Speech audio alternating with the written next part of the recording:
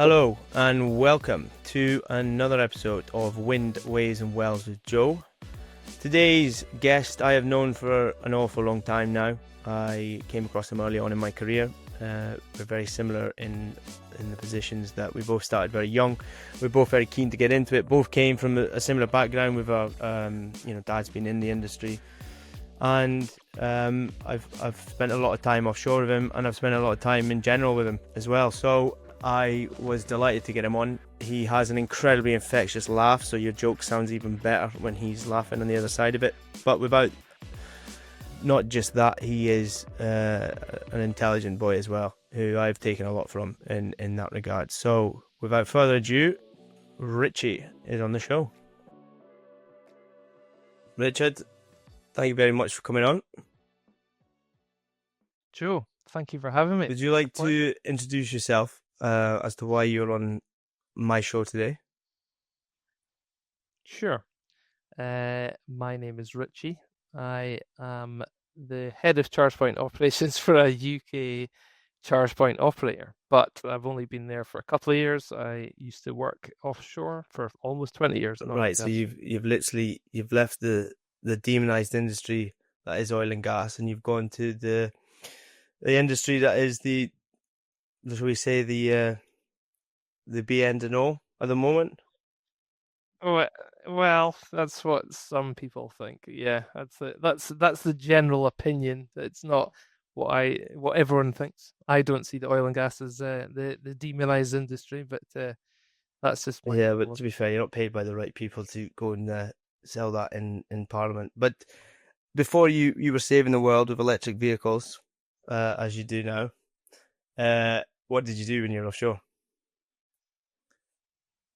I started for a pipeline service company. I back in 2004, over 20 years ago, believe it or not.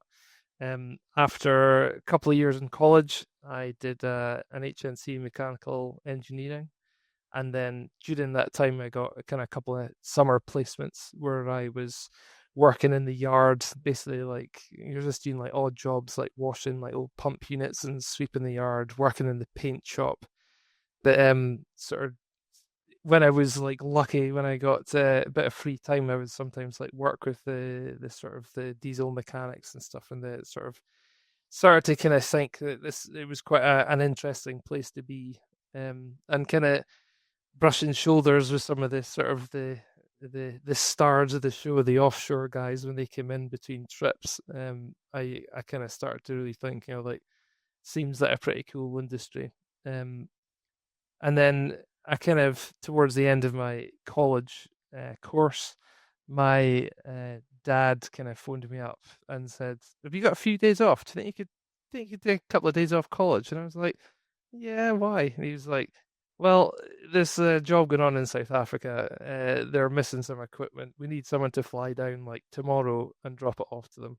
So I was at the time earning £75 a week, and then got offered £100 a day to go and sit on a plane, taking a jiffy bag full of little stainless steel fittings all the way down to Cape Town, drop them off, and then fly home again.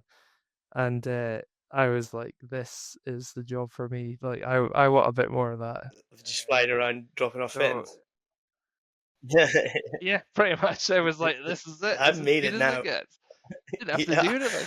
Oh, Got a I've night made it. in got got got a night in Mossel Bay, just like along the coast from Cape Town. I was on the coast in a nice hotel for a night, and then I flew home again. I thought it was fantastic. But and then just after the end of my college course, my dad, who worked for that company at the time, he said, I can get you a start.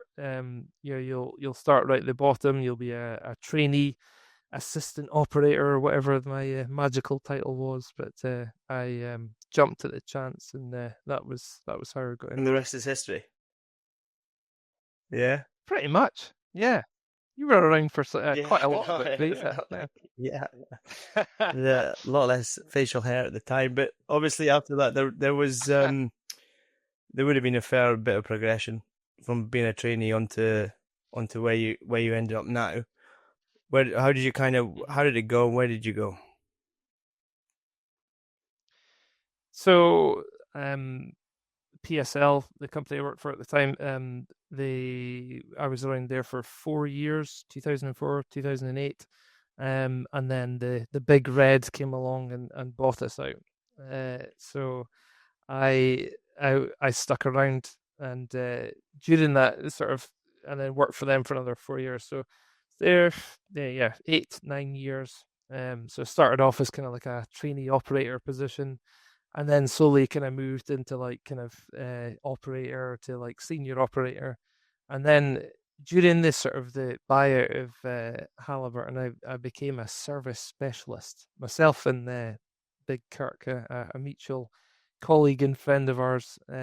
We moved up to service specialist, and that suddenly meant we were occasionally on the line for like night shift supervising and stuff like that. So I kind of I started kind of moving up the ranks through that time as well. But a lot of the time, like the main office was in Aberdeen, and a lot of time between offshore trips, I would go into the office and work in the yard, testing equipment and doing pressure tests for in Peterhead, like things like that before stuff went offshore. But um, during that time, I asked, I would see what other kind of big projects were coming up, and I would kind of make sure to show my interest, and that sort of started to kind of get into the global side of things. I saw the sort of big exciting jobs going on in like West Africa. We had the subsea pigging unit, the spew, and I thought I would really like to give that a shot. So I was fortunate enough to be given a shot, and that really is where things like kind of stepped up a gear when I kind of I kind of got into a bit more of a specialist role, but got to travel. So it was a kind of a double whammy of kind of hooking my interest. It was a more exciting line of work, working alongside ROVs, but getting to travel as well, going to Africa and Brazil and stuff like that. So it was, yeah, kind of moved up in that way. What do you think? What do you think Um, you enjoyed the most about all that, though? Undoubtedly the travel. I mean, it was, like for me, like I have an appreciation for sort of different cultures and the different ways in which people live. I got to travel to some really cool places. I traveled to some absolute shitholes as well. Hopefully, I'm allowed to swear You on can the swear away, mate. podcast. Tell me to stop We're now. not glossing over anything on here. Yeah. Okay. Cool. So you like I worked in the US for quite a while. At my last company. And then but worked in Angola for almost like 5 years without really going anywhere else. But we're working with the Halliburton there.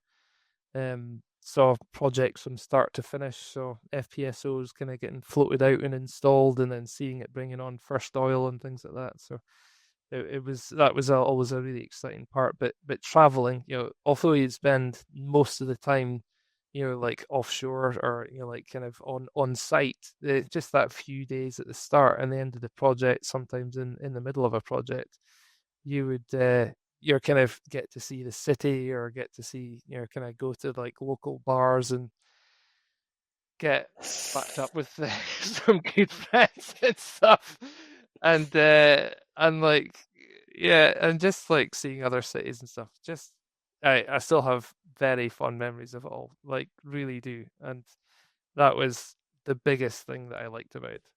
But also like the line of work as well. Like back when looking back in at simpler times, you're just like, right, you're going out to do this project, and there was all the bullshit was done before, and you would just go out with all this equipment, you'd be given a procedure, and just getting, you know, out on a surfer or out in a boat, out to the rig or out to the FPSO, and then kind of getting billy pewed up from the boat up onto the rig, and then just like seeing this sort of sheer scale of it all, seeing huge big umbilicals getting deployed and dropped into like 1,500 meters of water, and then hooked up to other subsea trees on the seabed, and kind of being part of all that. Just like the feat of engineering, the all the infrastructure, and it was fascinating to me, and it still is. And now that I'm away from it, I do miss that side of things.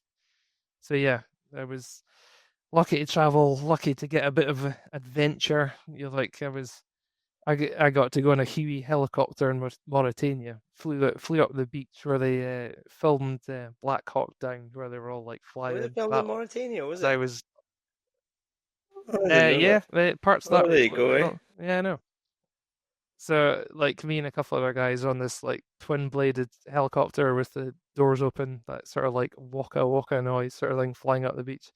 And even at the time, I was like, "This is Yeah, this is the absolutely mad." fucking It's dream, not man. many people get to do it.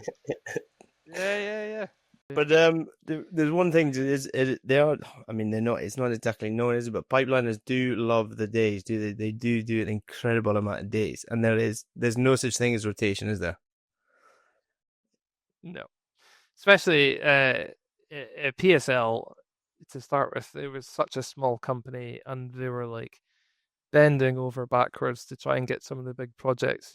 When I first went to Angola, they'd like managed to win this huge project with Total doing the Dahlia FPSO, and that was a huge thing for them. They got all the pipeline pre-commissioning, all the umbilical pre-commissioning, and then later on they managed to get all this sort of topside commissioning stuff as well. And there wasn't enough people that were enough people full stop, or there wasn't enough people that were willing to go there, to go out to Africa. They're, oh no, that's not for me, you'll get shot. It's never saw a gun in all the years I was in Angola. I never once saw a gun.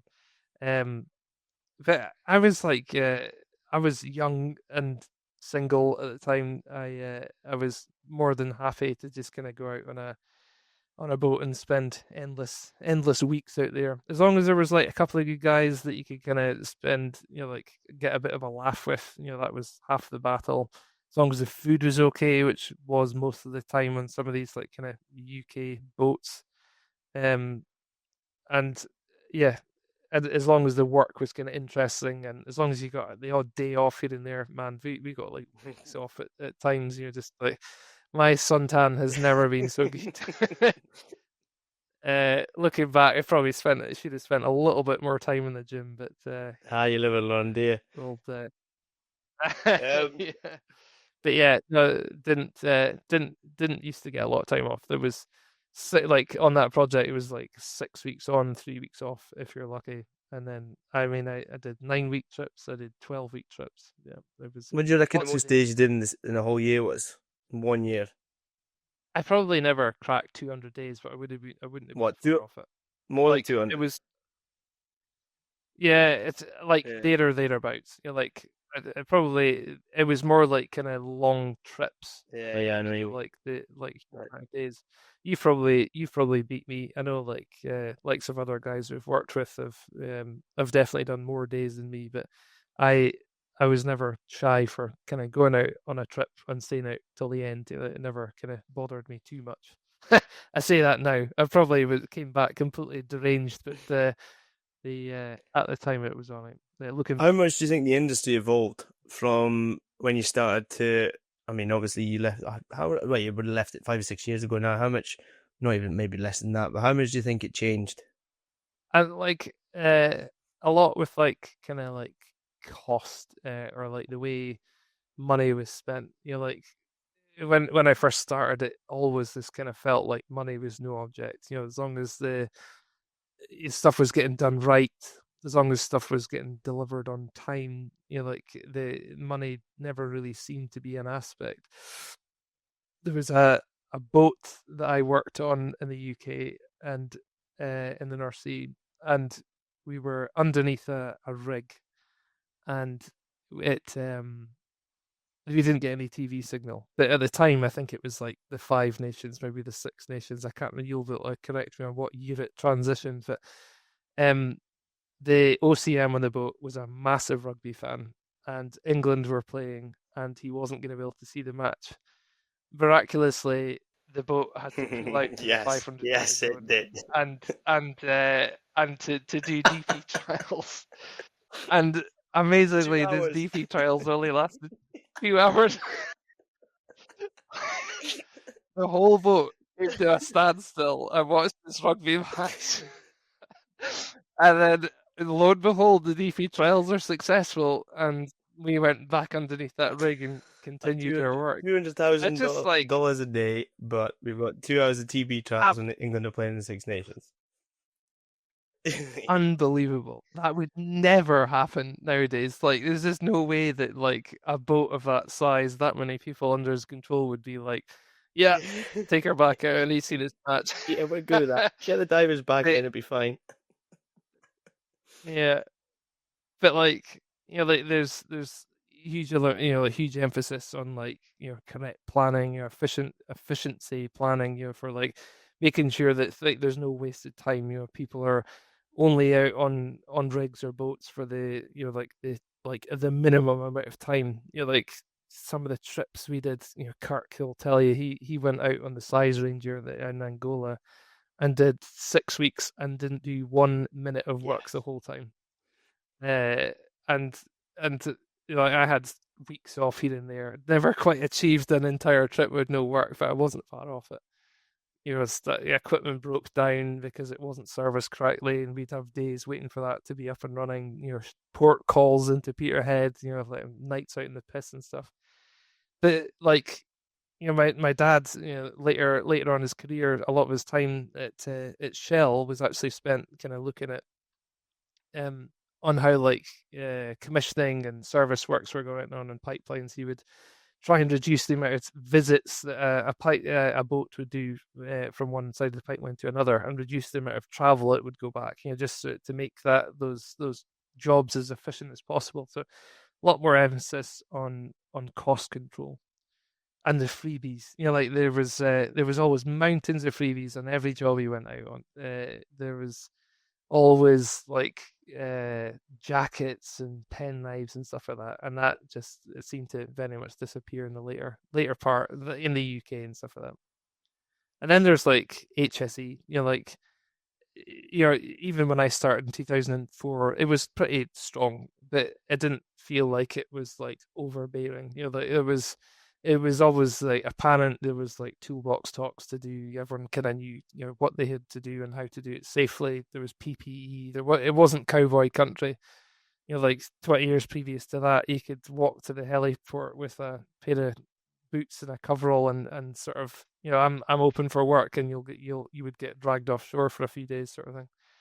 But I felt kind of like towards the end, like it got pretty serious. Like working in the UK especially used to drive me absolutely nuts. The amount of time spent in doing inductions and training courses and toolbox talks and permit reviews, and it's like there would be a big rush to get you offshore, and you'd spend 2 days just going through the process, even though you'd done hours of training and courses and all sorts before you went offshore.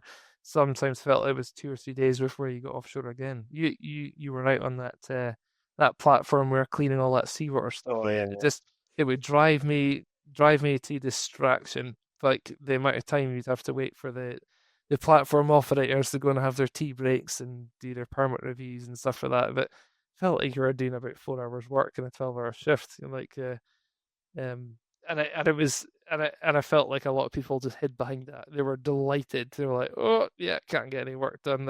I'm here for my 2 or 3 weeks regardless. yeah, It doesn't matter. Like if I can do as yeah, yeah. little work as possible in my rotation, then I've won. Like I've lucked out." But we were obviously out there to get a job done and get the fuck off as soon as we could. So it was yeah, health and safety. Frustrating. It's absolutely Yeah, frustrating, necessary. but sometimes it's. I mean, sometimes it's abused, is it though? I mean, some jobs it is abused. Yeah, absolutely.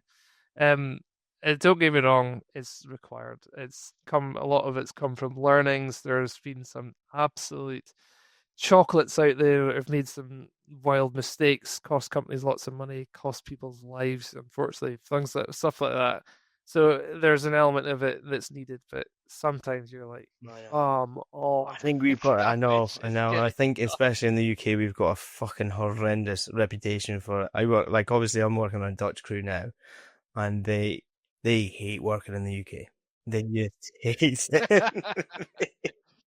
And yeah, they're Who working in likes the it? UK. Well, I'm working in the UK now, and oh my God, they're just like they're just totally different. Don't get me wrong, they've got health and safety as well, but they've also got common sense, as they say, and they feel like ours is totally gone, which I can sympathise from. I try and avoid working on offshore platforms in the UK just because of it, because it gets to the point now where it's almost like especially if it's the start of the job, for a fact that you're doing nothing in the first few days, nothing, because no one's probably looked at it, I, and half the people yeah. don't even realise you're coming on board.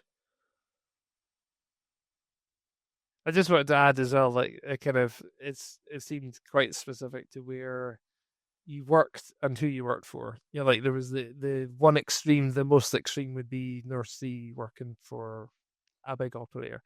But then you would go to like out Mm. the Gulf of Mexico and work on a shallow water platform. One of my later trips in my last company, we went on a jack up lift barge. The jack up lifted up, and they weren't quite sure in the seabed, so the thing was rocking about and trying to eventually find its like being level alongside this other kind of satellite platform. And so right, we need to get the gangway down. We need to land it so we can cross over to the satellite platform. So I was like standing there at the side, and the company man just went, "Boy, get over there and lift those handrails!" Like it was like, what? Said, come on, we're waiting. Time is money, man. I was like, there was like, I walked over to the side of this jack up and just lifted the handrails, like, and it was like a fucking 60-foot drop into the Gulf of Mexico.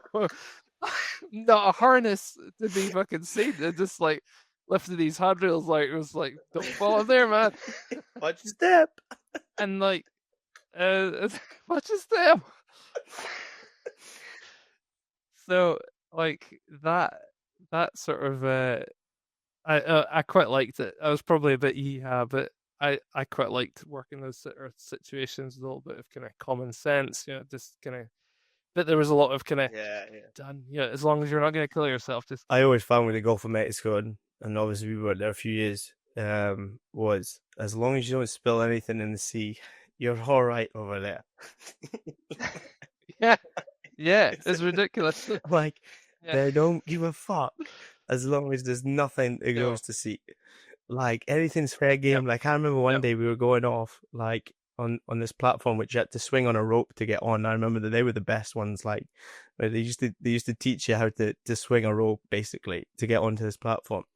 And I remember we needed a crane operator, and the crane operator was going that day, right? And he's obviously dressed and ready to go, as you are, in your jeans and your Crocs, ready to go home for your 9 out of steam on a boat that goes 2 knots in the best of times.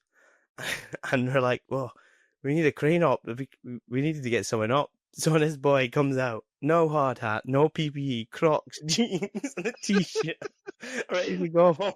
Faggot is right. What do y'all need? Well, hell. Oh, we need that container lids up. Yeah, no bother, I'll get that. That's the port ceiling. But I got to be quick because I'm getting that vessel. Joe, in case this podcast turns into be a multi-million-dollar success, I have to admit, I have to say we both love Oh, the Americans God, dearly, they and I'm were. sorry for doing their Yeah, accent a I know, I disservice. know. You know what? They were brilliant. Like, to be fair, the crack you'd get, because there was some fucking buttes though as well. But Yep. that's some of the best stories. I remember like going on one of the platforms, and there was a riser, and there's just one of the operators just sat there chilling on his phone, just freaking having a phone call and stuff like that down by the rise. You're like, oh, What are you doing?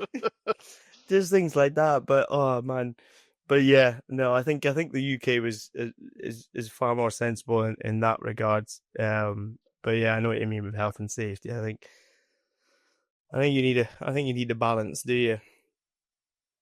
Yeah, Yeah, absolutely, but absolutely. after the Big Red, that's where you jumped ship because you knew your best mate Joe was kicking about another company. It's 12 years ago. I did. Mental, isn't it? Ridiculous, right? I don't think I had any Yeah. kids. No, I had one kid there. Um, No, two. Now I've got four. Doubled up.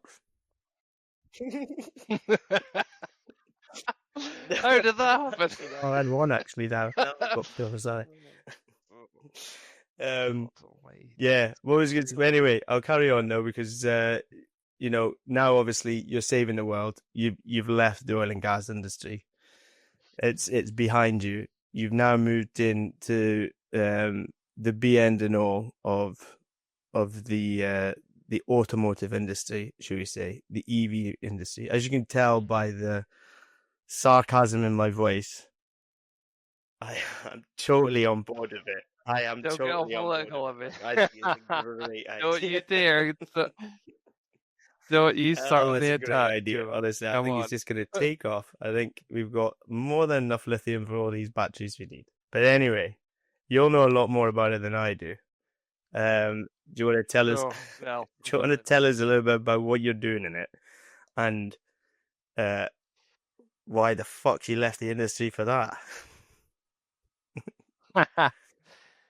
uh, honestly, I wanted to try something new. I felt like I'd kind of done a few years and in the kind of same position. And don't get me wrong, I was, pretty happy in my last role. But I was probably starting to kind of like, I'm not sure what's happening. I'm not sure what's going on. It wasn't uncertainty in the company. It was just probably just in my own mind. I was starting to kind of think about something different. And like 2 years previous, my old boss had left to start this company that I'm now with now. Um, and and I'd always kind of kept in touch with him, and he did kind of say every night he'd give me an update every few kind of 6 months or this is happening, this is what we're doing, and I think I'll probably have something for you if you're interested. And it kind of he always kind of kept me on the hook. And then I was heading out to Malaysia to go and do a site survey for a department that I really didn't know much about. I was probably a little bit out of my comfort zone. I was actually writing a training course at the time for this department as well, and yeah, the other department, and I didn't know much about it. I was out of my comfort zone, and I was sitting in KL for 3 days, and I had to do like training courses and do visa runs and things. But at the same time, I had to do this PowerPoint presentation together for like 20 people, and luckily I wasn't presenting it. I was fucking miserable because I wasn't even able to kind of go out and see this new city that I'd never been to in my life and probably will never go back to. And I was just a bit hacked off of life. And then um, my current boss called me out of the blue and went, "Got a minute?" And I was like, "Oh shit, I know where this is going." And he talked me into going over, and he kind of like said, "I just need help. Like I'm not, yeah, like I need you to kind of run the day-to-day operations stuff so I can free up my headspace to keep developing." That was kind of like the in a nutshell of why he wanted me over. And so I did, and I jumped at the opportunity. I wanted to try something different. I kind of, the world, for better or for worse, Joe. Like, I'm not saying it's the right or wrong thing that is heading this way. And I thought, there's an office in Aberdeen. I won't have to move anywhere, and I can maybe get some years' experience in it. And so I did it. I went across, and it's I knew things were going to be different, but I totally underestimated how different it was going to be. I think I didn't have any appreciation for design and manufacturing and production and civil installation. Like it's just like completely blew my mind how the the company that I work for now can, like, they needed to come up with a charge point that you would design once, but you would have to make it cheap. You'd have to make it easy and quick to build. you'd have to make it from cheap and easily attainable materials. You'd have to, and it would have to be used by anyone, like any member of the public who has no appreciation for mechanical, sort of workings or electrical workings. They can just be given this like adapter, plug it into the ground, and they're hooked up to three-phase electrics and charging their car. To and then so you can make that design and you can make it work, but being able to like turn that into something that you can build tens of thousands of units for really cheap and really quickly and install them all over the country or all over the world by people that you'll have never met and get used by people that you'll have never met. That's the bit that just like totally blows my mind. It's I didn't appreciate how much time and effort goes into like the ergonomic design of things and how stuff would be held by different people.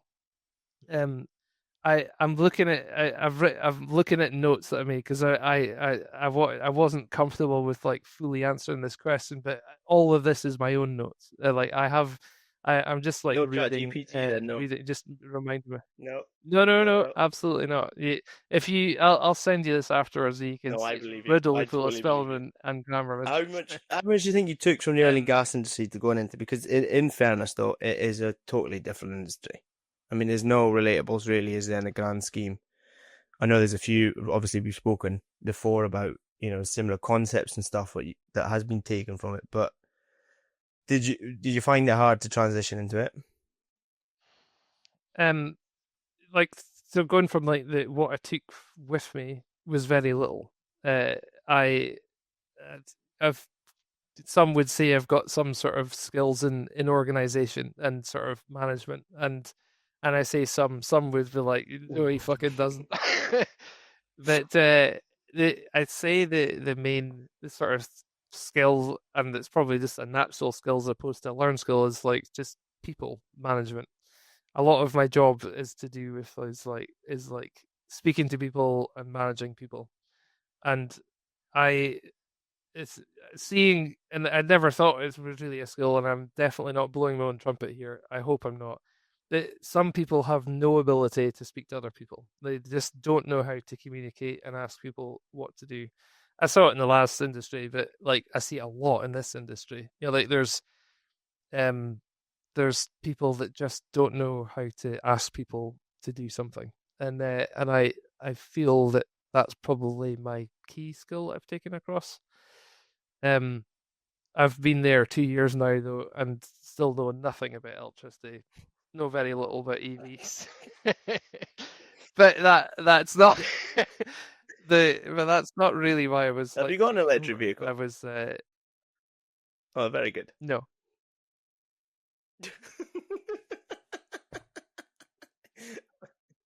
I could answer that question directly.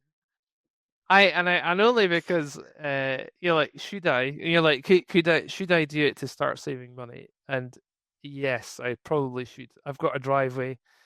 I could put a charger in my driveway, and something like 90% of people who have a driveway would save money by buying a relatively cheap car and driving the average amount of miles. You do big miles and you'll save even more.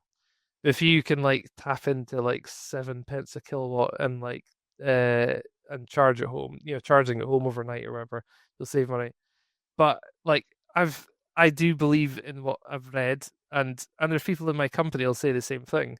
The most environmentally friendly thing to do is keep the car you've got and run it Mm. into the ground, and then buy an E. Keep like selling that car onto someone else while it's still running, and buying a new EV that's taking God knows how many resources out of those cobalt mines and lithium mines or whatever, and taking God knows how much energy to build and ship to the UK for me to go and drive around on the road. Um, that is not the quick, like it's not particularly environmentally sound, and I say that cautiously, but that's my opinion. That's You're being that's the way I politically see it. correct. I haven't. I am. But I've got a mechanical sympathy. I can see why. If a car's working and it's going to continue to run, there's like it's no probably no one's going to buy it. You're like why get rid of it, sort of thing. The environmentally good thing to do is to keep it running until it can't run anymore. Will I probably buy an EV before my cars die? Yeah, probably Wee. will. For now, I will I always be a petrol head, Joe. Absolutely. Um, I, I appreciate EVs. I think they're very good at what they do. I think they're quite cool in some ways. Quite cool. But I will always have an appreciation for in the internal combustion engine. How how different is the cultures going from the oil and gas into the EV industry? Very different. What did I say here? I'll just refer quickly. It's probably not like that different day to day. Like it's there's like in the company that I work for, it's kind of same sort of structure as like a load of other companies. Like there's the commercial team, a procurement team, a technical and engineering team, and a department to kind of go and make it all work or run with it, install it, and get it ready to go, and then a finance team. That it's kind of same, the same in that respect. Personally, it differed for me in the sense that I came from like a pretty small company, relatively small company, where I was kind of involved with lots of things. Like there were still like a finance person and a salespeople and stuff like that, but I helped out with each stage of the process. From cradle to grave, and I quite liked a lot of that. But this company was a lot bigger. It was scaling and still very much is scaling. And I kind of came in and was going to say, just go and help out where you can. So I was like, well, I've done international freight. I've done a bit of like sales. I've done a bit of like, yeah, I don't know. I can get my hands dirty. I can go and work in the street, whatever. But people were like, well, I'm the procurement department. You don't need to worry about where stuff comes from. You just tell me what you need bought, and I'll go and source it for you. I was like, oh right, okay, they had a person that was dealing with freight, and there was like, well, just tell me where it needs to be shipped, and I'll sort the rest. I was like, all right, okay, and I that means this leads on to the big learning curve it kind of made in my life. The job description and job title I had when I came over to this company was particularly vague. I just jumped at the chance for working with these people I used to work for. They're pretty amazing blue sky thinkers, but I realized that was to a fault. I came in and was told to just help out, so I just stuck my nose into everyone's business and kind of got to sort of see what was going on, got to know everyone, and some people got really tetchy with that. It got like really really shitty with me because they saw my title as being operations manager, and there was lots of people worked in the operations department, and like on the organogram I was on the same line reporting structure to everyone else, but they were like, well, are you my manager now? Your title says that. And like I had a guy standing over the top of me screaming and swearing at me in the office within 2 weeks of starting. And this I was just like, and like, Joe, you know me, like I wasn't actively out to do anything. I was just like, I I was just trying to help. What the fuck? um so like the big learning curve for me moving into this sort of a bigger company was like just to kind of make sure you know what you're getting into, and like making sure you've got a clear like job description, that you've got a clear sort of sense of responsibilities, and you've got a clear sort of set of objectives to get onto, like when you start. um but So yeah. this leads into a question that's probably going to be very difficult to answer. How does the EV industry really contribute to a more sustainable future? the well, that's like the thing, isn't it? It's like the thing of the moment, whether you agree with it or not. uh like the company I work for, like kind of offer cheap, kind of reliable, or want to offer cheap and reliable sort of opportunities to make charging available to people who don't have driveways or private car parking. And by by doing that, it allows more people to move to EVs quicker. And the intention is that, well, the belief is that they are a greener way to travel around to go about your business. And they sort of improve this sort of like the air quality in the local area, things like that. And that's the kind of like that's probably how we contribute our bit to a more sustainable future, making it more available Do to you feel more environmentally friendly as an individual now working in the EV industry than in comparison to oil and gas?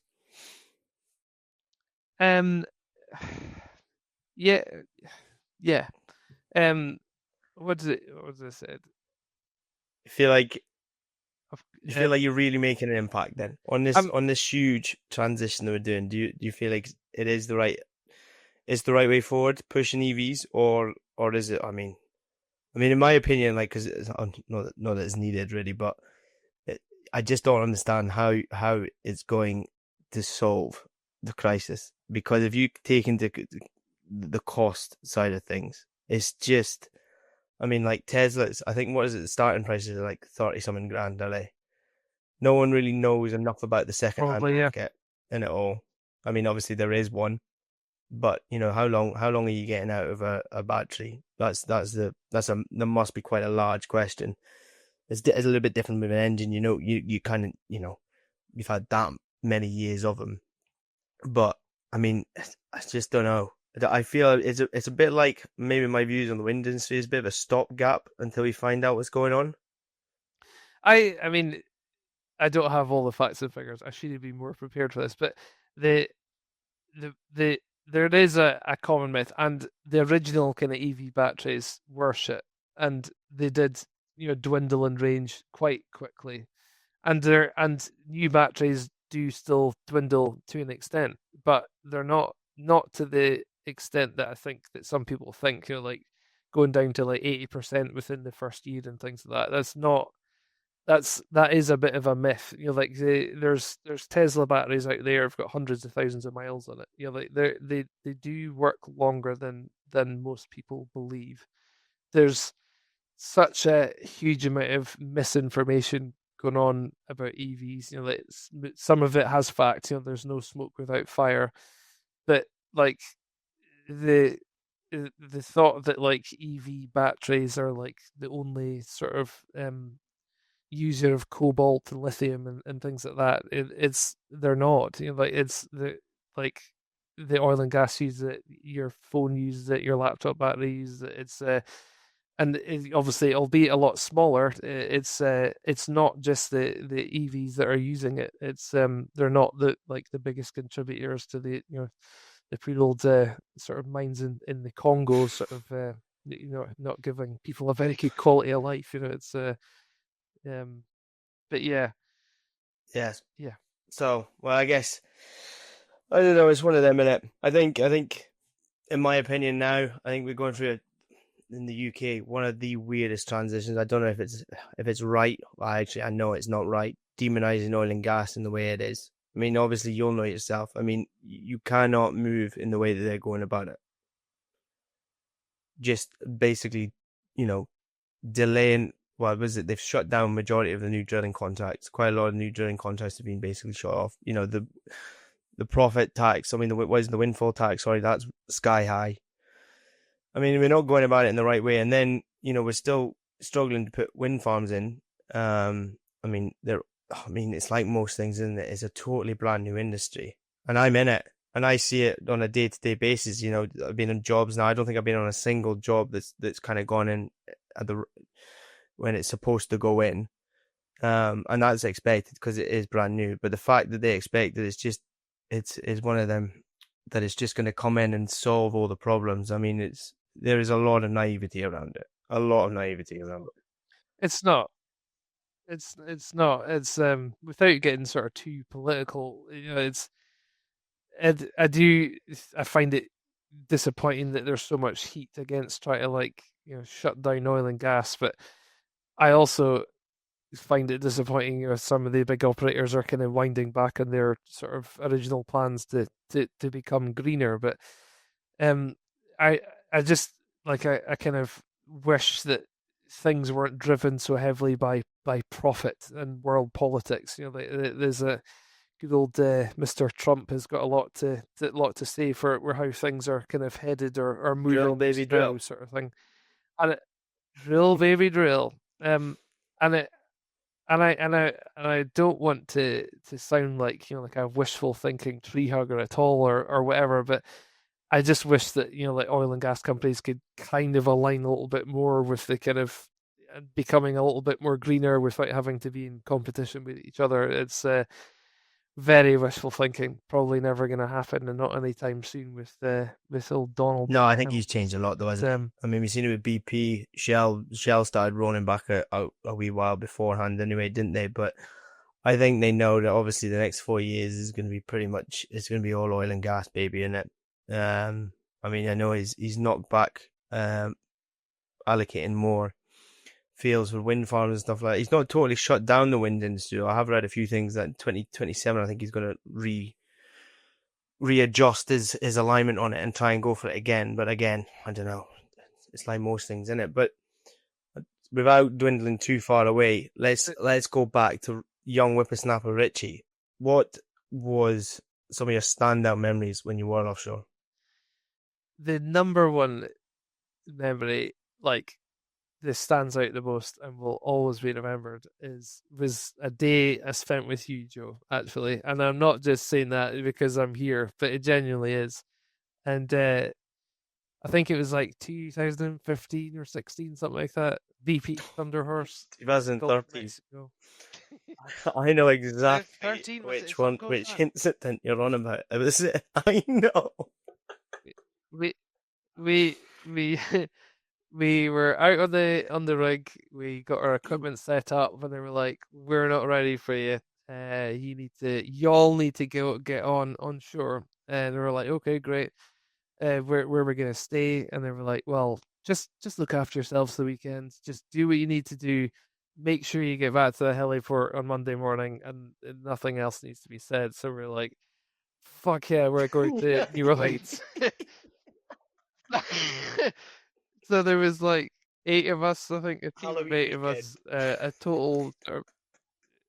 total mismatch of people, and we went straight to the pub on Friday night, got really pissed, and then that was all great. It was just like another night out. We sort of bit the top of Bourbon Street and stuff.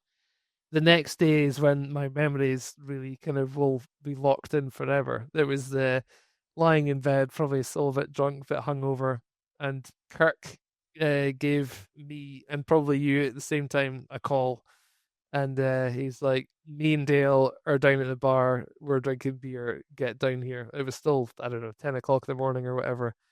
So I just remember like going down. The sun was like so bright, and it was fucking roasting. And we were like, "Okay, yeah, let's go have a beer."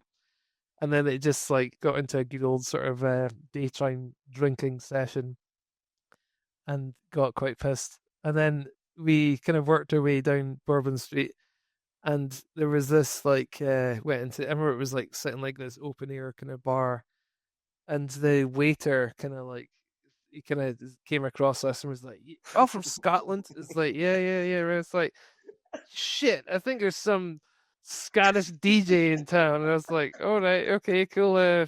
Who's that?" It's like, "Yeah, come on, big deal, big deal." And I was like, "Calvin Harris," and they were like, "Yes, shit, that's right. He's playing in town tonight." And I was like, "Well, this is like gonna be a good idea to go and at least check out." And he was like, "Yeah, yeah, just like head out to this address," and he gave us an address. So all 4 of us, absolutely on it, jumped in a taxi, got a taxi out, and little did we realize it was the annual Voodoo Arts and Music Festival, which is like a massive deal in New Orleans.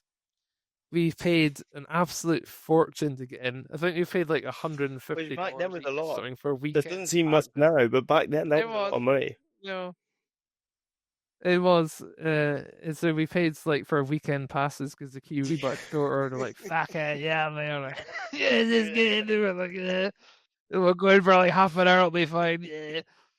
I went in and we saw Macklemore play, and then we saw Calvin Harris play, and then we saw Yeah. Pearl Jam. And this day it's a slight irk that there's 3 years of like, who the fuck's Pearl Jam? I'm not watching that shit. And I'm like, oh, okay, come on.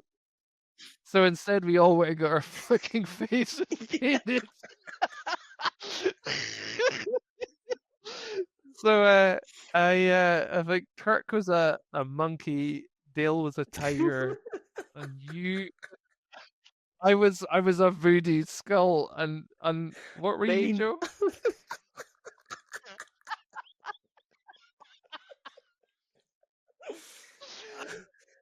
Oh man, I just remember being in like this like tram going back in time, and people were like, "Oh yeah, monkey, a tiger, voodoo skull, fucking yeah." What? What the fuck are you? What are you? A fucking Bane! You were Oh yeah, very inventing. good. I thought, of course, I'm Bane. Oh yeah. Ah. I remember that went straight back to Rowan Street. My memories get very Yeah. hazy after that, but it was Yeah. just lots of people going, "You guys are fucking crazy. Why are you dressed up like that?" You know what? No, actually, is it? It's That another moment I do remember actually that I think we were in Nigeria. I think it was the following year, and and um, I remember you came in. I think you were on. I was on nights. I remember that, and you were on dates, and I remember there was a shark. Do you remember? You remember there's a shark that came. You, you'll be able to tell the story better. But I often think about, I've told a few people that story. That was fucking epic. So you'd be better telling it. yeah, it was one of the operators, and he was like, "Richie, Richie, it's a fish, it's a fish," and I was like, "Oh yeah, good, great." Looked over the side, and we're like, "Yeah, okay, cool, yeah." What? It's like, what kind is it? It's a shark. It's a shark. It's a fish for the shark. It's like, cool, cool. What kind of shark is it? It's a shark. It's like, thank you, man. Cheers. I think that was the Oh, catchphrase of the trip. Every trip had a catchphrase, and it's a I fish, remember that not a job. We were shark. told we were only supposed to go out for 4 weeks. I think came back 11 weeks later. Yeah, That's without being crass. That that was was good that was a money good on job that to be that fair. job. That was pre 2014 when the oil and gas industry was a lot more Yeah, fun. In fairness, obviously that that the was one downturn took time. the fun out of it all. Yeah, But to be fair, yeah. that job, I'm not surprised it was 11. Well, it was longer than that in the end. The boy that was freaking supposed to be looking after the riser fell asleep, didn't he? And the fucking flow line.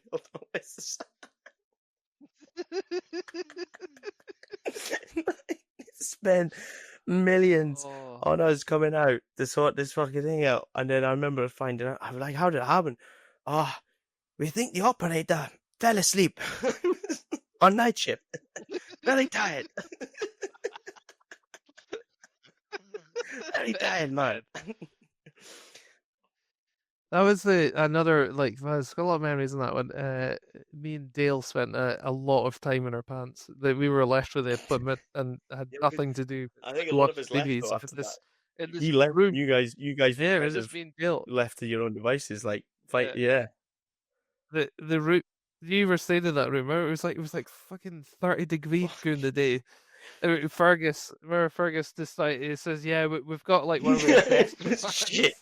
It It's was supposed so to be like shit on there. it's like literally this like hot Oh, fucking hair you know dryer what? blowing on I'm really around. glad I went on that job so early in my career because, like, I remember going back after that, It's right, only up. and like I never ever moaned about a North Sea asset again in my life, like ever again. Like I was losing a Never. kilo a week Yep. when I first went out there. They put us in a cupboard. And then it was one of them things where like some of the boys found other rooms to jump in, so they were all going to different, and I was left on my own in this fucking cupboard with loads of windows and no curtains. Like I was on night shift, so it was literally about 40 degrees. There was no fucking AC at all, And then I remember thinking to myself, like, mate, I can't do this for 4 weeks. There's no danger I can do this for 4 weeks. So I went and moaned to someone because I was just, there was cockroaches and all sorts on there. And in the end, I remember we all got moved to the OEM's office. They welded those bunk beds together, gave us a camp bed and a Uh, fucking sofa. And that was literally like, it was almost like the Oasis amongst an absolute shit show. I mean, what was it? I think the POB was something like 30. Well, the POB was only designed for 33 people. There was 109 of us on board. I don't remember the bridge with all those fucking bunk beds. that It was was like the slum house. 25 boys spent in the bridge, and there was It a was. treadmill right next to them. There wasn't. It wasn't even. It wasn't even It the wasn't fucking bunk beds. It was just mattresses mattresses on the laid floor, about in the sprawled floor. about. There was It this was one fan that was in there. It was brutal, man. the other memory I always take from that one is there was that gunboat, like security Police boat that boats. like just went round, and they radioed in. They were like, we have no food. We've run out of food. We must go ashore. They were like, no, no, your shift's not finished. You have to wait. They're like, we haven't got any food. They were like, okay, so they brought them over side and lifted them over a sack of rice and a frozen whole goat. Just like lured this fucking frozen goat. Just dumped it on the back deck. And they were like, oh, thank you. I remember there was also, I think this was early on. I can't mind now, but both of those boats broke down. One of them ran out of fuel, and the other one, I think one of the engines got, and they were basically trying to float to one another to try and help each other out. Just see, there's one that had no fuel, was just slowly bellowing away, right, and obviously no one really knew much about it. I mean, it was one of them where the locals basically said, "Yeah, pirates come on, we're just gonna tell them where you are," kind of thing. When it that was they gave us this one former security officer on there. Um, anyway, there was Yeah. and these two patrol boats for near on 24 hours were absolutely fucking useless. One of them. on and oh man, but those are those. You know what? I do think back of it now, and there's a few times I've kind of fallen like sometimes the shitholes are the best places. They were, Yeah. One more to add, just because it is like something that, again, I'll never remember. It's unfortunately you weren't there that time, Joe, but Kirk was.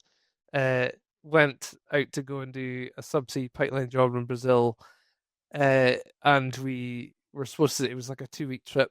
We went out, put the equipment on the back deck of the boat, and they were like, "We're going to be a couple of days. Come back to the port in a couple of days, but we'll phone you. Just hang out."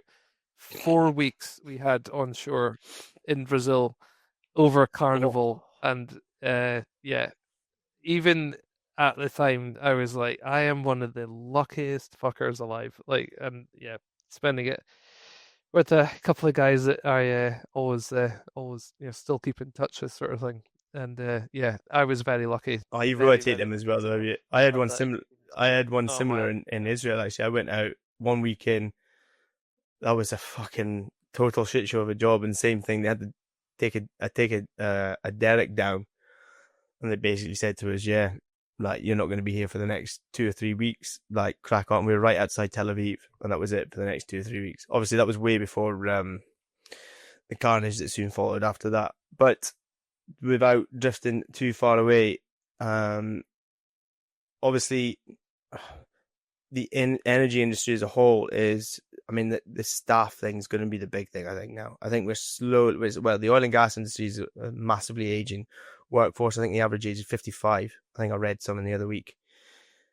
What advice would so you give though to the younger generation that are coming through that are considering a career in it? And the energy industry as a whole, oil and gas and renewables and just offshore in general, I guess. um, try Mm. anything. Like, do whatever it takes. Don't go in with any aspirations, or like you're like, I have a specific skill set. I'm a mechanical engineer, or I've done this or next. Like, there might not be the role for you to immediately. Um, do what, like, try and just get offshore with a company just to get your foot in the door. Because there's not that many opportunities, and the opportunities that are around, like so often we're like, have you got offshore experience? And they're like, no. And it's like, oh, okay. And I still to this day don't fully understand exactly why that's like a total deal breaker. But um, my I just recently got a friend, my brother-in-law, a job at Oh our yeah. last company, Joe. It just literally started this week. In the The other other department. department, the department, Um, the other the department, other department. Yeah, the other the bit other of them. bit. Yeah, Yeah, yeah. yeah. The other bit of them. Um, but he tried for ages. You know, like he's a time served mechanic. He's been working ever since he actually worked for another service company, just like doing rigs on shore, up in Nig, just like high pressure cleaning and stuff, like chemical cleaning and stuff. But he could not get a job at all. You know, like it's loads of interviews, and they were just like, "No, you haven't got job offshore experience." And it's like, "I've got like really relatable experience." You're like, and I'll do anything," and they were like, "No."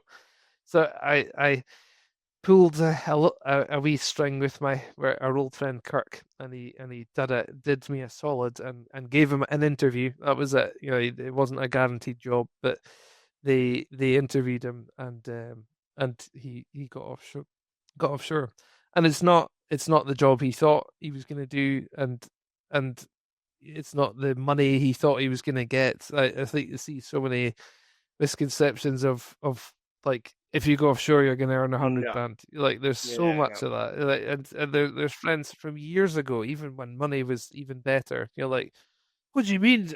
I'm only going to get like 40 grand salary and £100 offshore a day or whatever. They're like, yeah, that's like good starting wages. They're like, no, it's not enough. They're like, it's like, yeah. what the hell, man?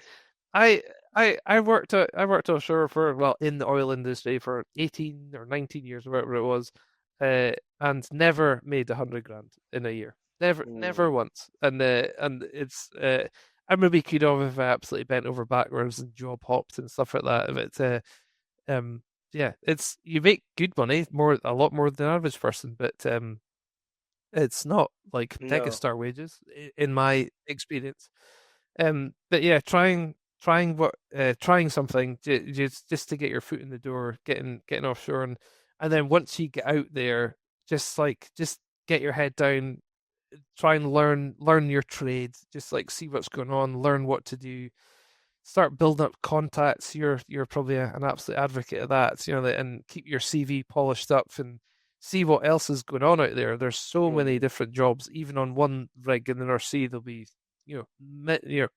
mountains of different jobs going on, and you're now offshore. You've got that foot in the door, and you can start thinking, oh right, well that's a company I've never heard of. You know, like they're not based in Aberdeen, they're based down south. You know, it's what about I could maybe work for them? You're just giving it a shot, and then if the job that you're in doesn't work out, if you don't see yourself moving up the way, um, then try something else. And if you absolutely hate offshore, at least you tried it. You know, it's not for everyone. I've known guys again, they've done 2 trips offshore and they went, "This is mm. terrible. I don't want to be out here. What the hell?" And chuck the towel in. Not many, but yeah. I think that's Uh, fucking tremendous advice, to be honest, Richie. I think far too many people go offshore, and there's very much, well, not so much, but they put the blinkers on, do they? And it's like, I'm out here to do this, and that's it, and there's not so much initiative to get out there and look what else is going on. I mean, I am a big advocate of that. I've jumped around more times than most people I know, but I do think you're totally right. Get out there and do exactly what you said. Don't be afraid to stick your nose into other things. Obviously, you've tried that at your EV company and you got a bollocking, like, but maybe that shows you the difference between why why but being why yeah. saving the world's not as good as darkening it. Yeah, that's it. You asked me another question. I won't answer it because I also think it's great. It's relevant to the last question, but just kind of like, what challenges might they expect? I'm sorry for No, no, it's jumping fine. ahead. I'm going to podcast myself for a minute.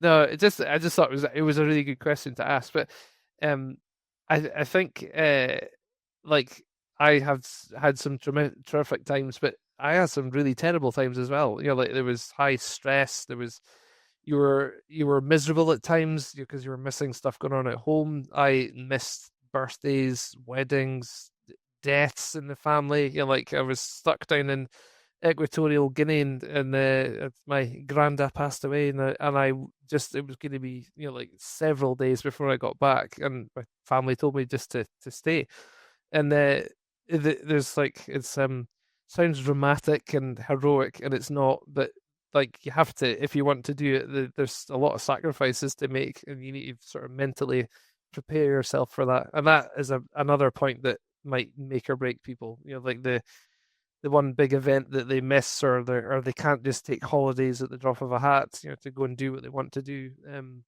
that's working for a company. Like you've contracted a lot, Joe, and you've got a little bit more flexibility, I guess, at times if there's something important to you. Like if you're willing to do it, then you can make sure you get this time off to do stuff. But just like it's not all like wonderful and No, happy memories. There's some shit times as well. no, But yeah, I wanted to put no. that That's a point good across. point. Actually, I think sometimes you don't actually think about that myself. Like, I think last year I was home for. I've got to be fair. I've got 4 kids. I think I was home for one of them. So, but I guess at the same time, it's like, I know it's difficult, isn't it, as well? Because at the same time, you still got to bring the money in as a contractor. It's not. Sometimes it's not the case of being able to miss a trip to stay home for a certain event either, because at the end of the day, I think they appreciate a hell of a lot more if they've got a roof over their head than if you're at home for a birthday or not, unfortunately. But Yep, yep, I'm gonna wrap this up with a question though that I've asked everyone that's come on. If you looked back on everything, and if you had your time again, knew what you did now, would you have gone down the exact same path? yeah. I would have taken some amazing memories from it. I've again being a little bit crass, but I made a little bit of money. Probably made in my 20s, made a bit more money than other 20-year-olds were making, and it kind of I had some good times out of it, sort of thing. And that's definitely an exciting part of it alone. But yeah, I would maybe fine tune it a bit more. I passed a couple of opportunities to go and work overseas, and I was talked out of it. And one of them was to go over to Australia, working in the same company. I was going to be sponsored over there, and two people in the office that I kind of respected were like, "Oh, don't go over there. It's terrible. It's not what's cracked up to be. It's a total shithole." And I took their advice, and I didn't ever even try it, and I kind of regret that. Not like it doesn't eat me inside, but I was like, that would have been something pretty cool to try. And I've never been in a better position to ever do it. I was single, no kids. It was like I could have done it, but that would be a bit I would fine tune in my life. But no, I've not made any major major. Do you think you tell your boys to go offshore? I mean, yeah. Let's see what it's like. I mean, it's another 15 years really Oh, before the they'll still be banging official anthem. windmills in by then. Like the amount of Yeah, yeah, windmills you I need, think there'll so. be I loads of think them going in by then. You can't call them windmills, sorry, wind turbines. I think if there's an opportunity for them to specialize in something and travel overseas, then I would say that's enough. Like go and do it. Definitely, I would recommend that side of things Mm. to anyone. It'll set you up for life. Give you some memories to take to the grandkids, and it'll give you some interesting. You'll get an interesting line of work. It's exciting. Yeah, I would. Yeah. Perfect. Right, Richie, you've been absolutely fantastic. It's been a bit of a walk down old memory lane. I Yeah. totally forgot about the Bane story actually. Glad that reminded Oh you of well. it. Right. Thanks so much for coming on, Richie. No problem. It was easier than I thought. I was shitting myself before we started this, but yeah, it was more relaxing, more Ah, enjoyable than I thought. good old Joe. Good old Good Joe job, on the other end. good job, man. Anyway, I'll speak to you soon. Yeah. So So as you hopefully have found, there's a bit more hilarity in this show, which was majority of my time offshore with him. You know, morale is everything when you're away, especially when you're doing long periods of time.